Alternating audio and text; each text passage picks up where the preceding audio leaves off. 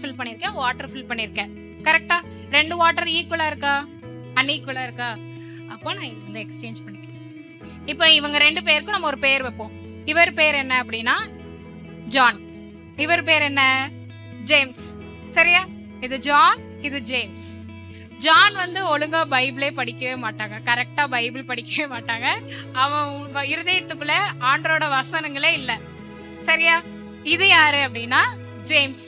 James வந்து ரொம்ப நல்ல பையன். அவன் வந்து எந்த அளவுக்கு ஏசுப்பாட்ட பிரேயர் பண்ணி எனக்கு இது வேணும் அது வேணும்னு கேட்கறானோ அதே அளவுக்கு அவன் ஏசுப்பா சொல்ற வார்த்தையும் பைபிள் ஃபுல்லா எப்பவுமே அவன் பைபிள் படிச்சுக்கிட்டே ஆண்டவர் பேசுறது கேட்டுக்கிட்டே இருப்பானா. ஓகே, இப்போ ஃபார் எக்ஸாம்பிள், இப்போ இது என் கையில என்ன இருக்கு, இது ஒரு ஒயிட் கலர்ல ஒண்ணு வச்சிருக்கேன் அக்கா. இதுதான் என்ன அப்படின்னா ஏசப்பாவோட வசனம், பைபிள் மூலமா அவன் படிச்சு அவனுக்கு கிடைக்கிற வசனம்.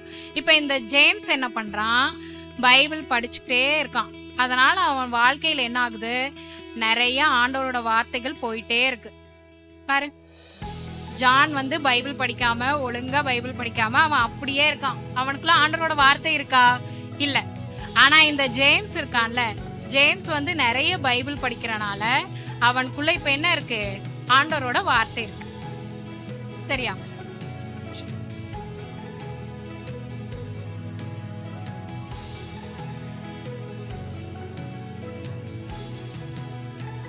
இப்போ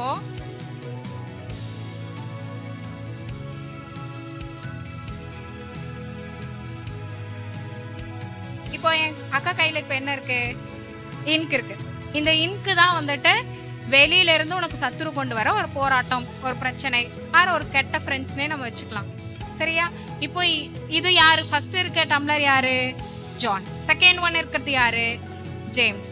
இப்போ ஜானுக்கு வந்து இந்த போராட்டம் போகுதுன்னு வச்சுக்கலாம். பாரு, இந்த போராட்டம், பிசாசு ஒரு போராட்டத்தை ஜானுக்கு கொண்டு போறான். இப்போ என்னாச்சு, உள்ள ஜானுக்குள்ள அந்த போராட்டம் விழுந்துனே என்ன ஆயிரும், உள்ள போயிரும்.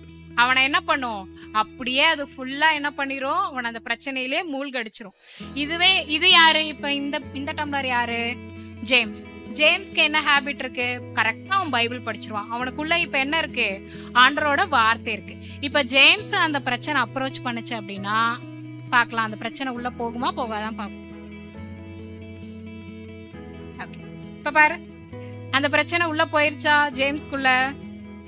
எது வந்து ஜேம்ஸ வந்து அந்த பிரச்சனை ஏதோ சத்து கொண்டு வர ஒரு உலக பிரகமான காரியங்கள்ல இருந்து எது ப்ரொடெக்ட் பண்ணுது ஜேம்ஸ, ஆண்டவரோட வார்த்தை.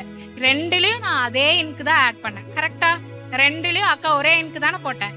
ஆனா ஜான்க்கு என்னாச்சு, ஃபுல்லா அந்த பிரச்சனை போய் அவனை ஃபுல்லா அந்த பிரச்சனையில என்ன பண்ணிருச்சு, மூழ்கடிச்சிருச்சு. உலகத்துல ஜான் இப்ப என்ன ஆயிட்டான், மூழ்கி போயிட்டான்.